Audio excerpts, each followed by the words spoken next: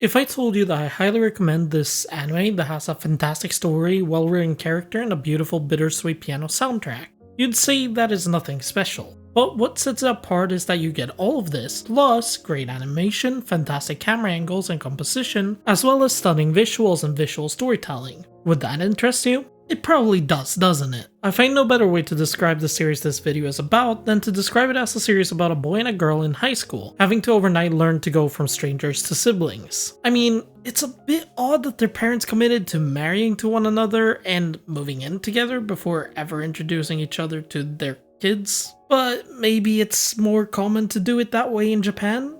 How would I know? It is a story about having to learn how to live with someone else that is a stranger to you, as if they were your family. Navigating how to treat that person, behave around them, what their daily life is like so that you don't infringe on one another's privacy. This would all be hard enough, and the show explores the feelings of each character as they come to terms with this and understand their own feelings about it all. This is what the series today's video is about, but many probably wouldn't give it a chance due to the name of it being Days with My Stepsister. And why is that? When we consumers look for shows to watch, the name of said show is often the first thing you see. It's what captures your attention and maintains it. It's understandable, but the name alone should never be the thing that makes us decide whether or not to pick up a piece of media. Whether it be a book, a video game, a movie, or a TV show, it doesn't matter. Most media have a synopsis for this exact reason, and we even have the saying don't judge a book by its cover. Yet far too many people are far too willing to do exactly that, even if they themselves claim to live by it. If any community or space is guilty for this exact thing,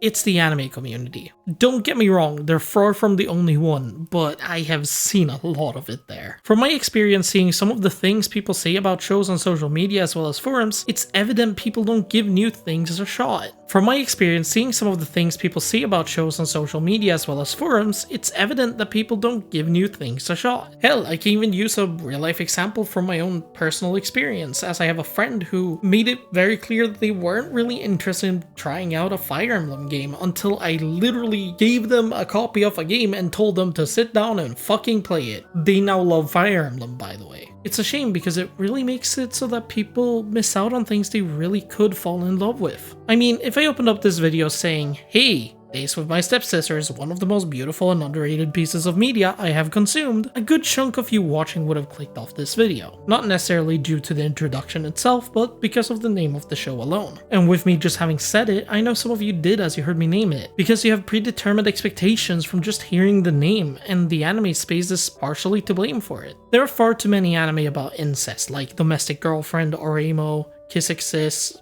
that are dumpster fires of show, which definitely deserve their fair share of criticism. It's so common for anime to have incest harm plots that trying to recommend a series like Days with My Stepsister to friends just turns into my friends talking over me trying to prevent me from recommending it, just from hearing the name of it, which is a shame as it's genuinely amazing in so many ways. I have a different friend who I told what the series is about, and their thought was that it would be a harem similar to something like High School DxD from the name alone. After a couple minutes of explaining that it's nothing like that, the understanding that it is a great piece of media got through. It is a shame for me having to take multiple minutes for me to try and explain that it is nothing like the typical harem or rom-coms with similar names and themes that we tend to see in the anime landscape. Now you might be asking me, Gabe, what exactly is it that makes it so good? With most romance anime we get, especially ones surrounding step-siblings, we tend to either get very lewd anime that borders on hentai like Domestic Girlfriend, that I sadly have seen half of, or we tend to get the fast-paced rom-com-esque stories. There are a lot of great romance dramas in anime, such as 5 centimeters per second, Spice and Wolf, Your Name and the Silent Voice. But as soon as step-siblings appear in the mix, it is almost always a generic harem. I genuinely can't think of any that are good dramas that actually takes its time to show you the actual proper process of what it's like for the characters to learn to live with one another. Days with My Stepsister actually takes its time to introduce us to the characters and show us what they are like, making it not only a great show, but also a great adaptation of the series of light novels with the same name. The story is being told to us from two different perspectives, which switches every second episode between the male main character Yuki's perspective and the female lead Saki's perspective. Whilst we are getting to see the story unfold, it is partially being told to us in past tense as if the characters are thinking back at everything that has happened. This is also shown to us through some incredibly clever usage of camera angles and visual effects. The show relies heavily on the concept of show don't tell, and does so incredibly well throughout its somber yet sweet story. Early into the show, a decent amount of scenes are shown to us with visual effects to make it look like an older damaged film, and it gets fairly unclear at times by, in example, fading out audio for certain parts and instead showing us what was said through subtitles. However, the further we get into the show, the clearer the image and footage gets, and we get less scenes where audio fades out, as a way to show us that not only is it getting clearer for the characters on how to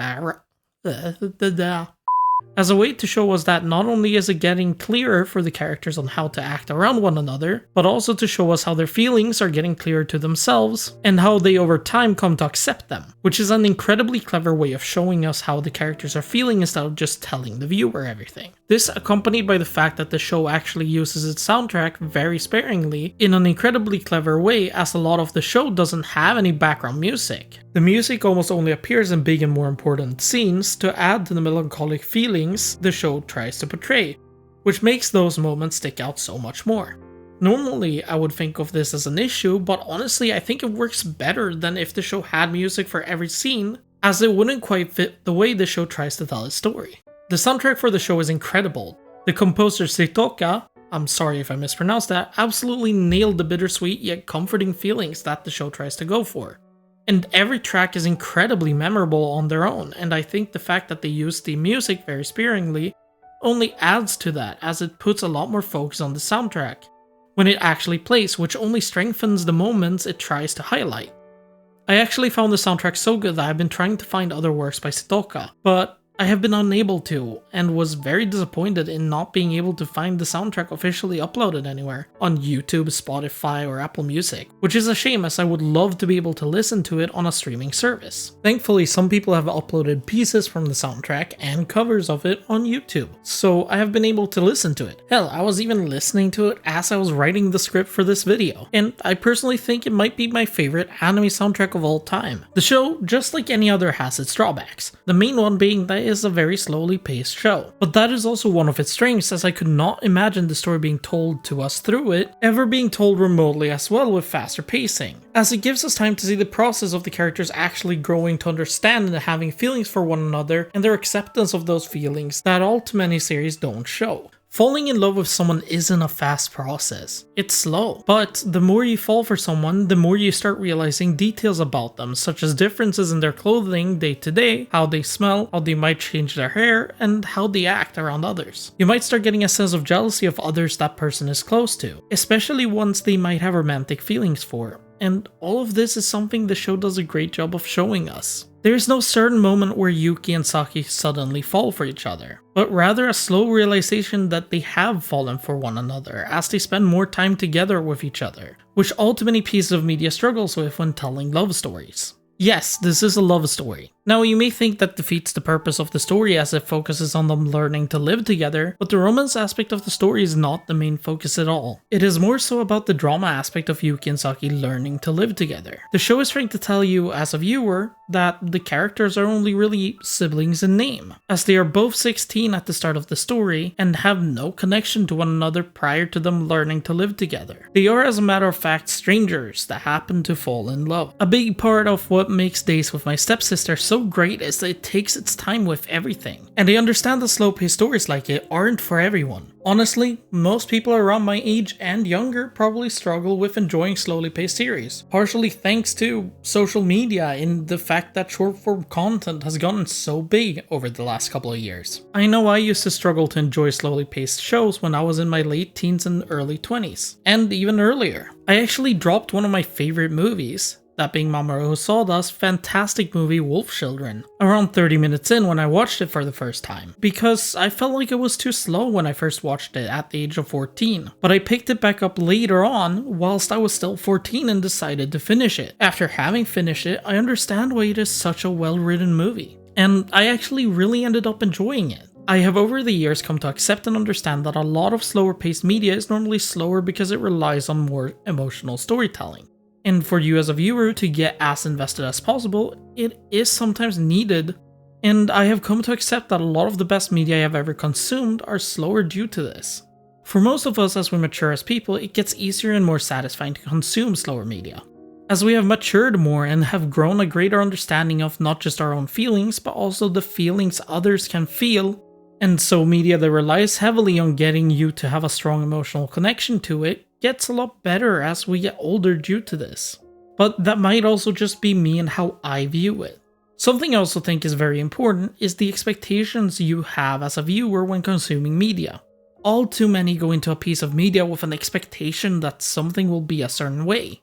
I do that too, as it is impossible to not have some set predeterminations about something before consuming it. However, it is important to understand that we cannot let those predeterminations be what makes us set our mind on how good or bad something is.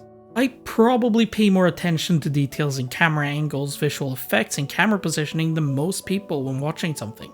And so I have probably picked up on many details most people wouldn't due to this. But I also used to work with this as I used to work with visual effects.